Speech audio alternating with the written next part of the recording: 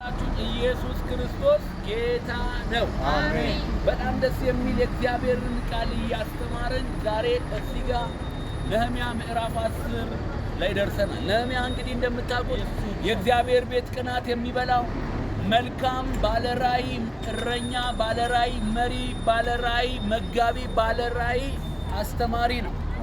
እና ምን ትላለህ ካላችሁኝ እሱ በጣም ደስ የሚያሰኙ ብዙ ነገሮችን እያስተማረን ነው እና በተማርንበት መሰረት ደግሞ ጸንተን እንድንኖር እያሳሰብ በጣም በሚያስገርም መልኩ እግዚአብሔር በሱ ውስጥ አልፎ 10 ላይ ስትመለከቱት ካህናቱን ለብቻ፣ አታሚዎችን፣ ጻፊዎችን ለብቻ፣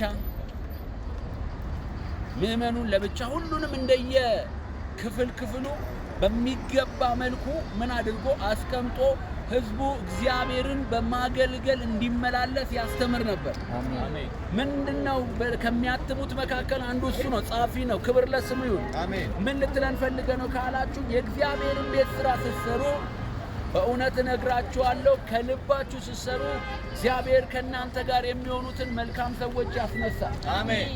ወንድሜ ኢየሱስ ይወዳል። አሜን። እህቴ ኢየሱስ ይወድሻል። አሜን። መከሩ በጣም ብዙ ነው፣ ሰራተኞች ጥቂት ነን፣ ኑና እንስራ አላለሁ። ጸጋ ሰላም ይብዛል። አሜን። ስለዚህ የመከሩ ጌታ ወደኛ እንድትመጡ እንለምነዋለን፣ በስተን እንድንሰራ፣ እንድንባዛ፣ የእግዚአብሔር ስራ ላይ በብዙ እንድንሆን እያሳሰብ ይሄንን ቃል አነብና የነህምያ ምዕራፍ 10 ሐሳብ ተጠቅልለዋል። ክብር ለስሙ።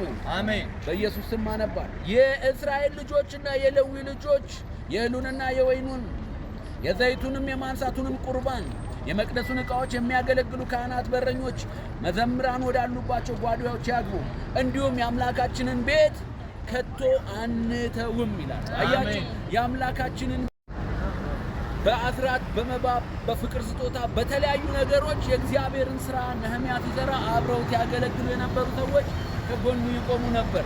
ስለዚህ የእግዚአብሔር ስራ ዘወትር ቸል ሳይባል ሌዋውያኑ ካህናቱ ሁሉ የእግዚአብሔርን ስራ ይሰሩ ነበር።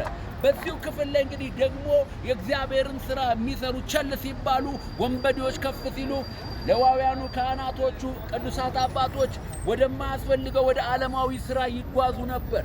እንግዲህ ነህምያ ተመልሶ ኑ ተመለሱ፣ የእግዚአብሔር ቤትን ቸል አንበል፣ በኩራታችን ላይ ታማኝ ነን፣ አስራቶቻችን ላይ ታማኝ ነን ብሎ በደንብ አስተምሮ ድጋሚ ሌዋውያኖች የወንጌል ሰባኪዎች፣ የወንጌል አስተማሪዎች ወደ ወንጌል፣ ነጋዴዎች ወደ ንግዳቸው፣ አቤት ሁሉም በየክፍሉ እንዲሮጥ እግዚአብሔር ይፈልጋል። ስለዚህ አሁን ተዘበራርቆ ያለውን ነገር የሚያስተካክል የእግዚአብሔር ቅባት ወደ ኢትዮጵያ መጥቷል። ክብር ለኢየሱስ። በጭብጨባ ይሁን። ሃሌሉያ! ኢየሱስ ያድናል።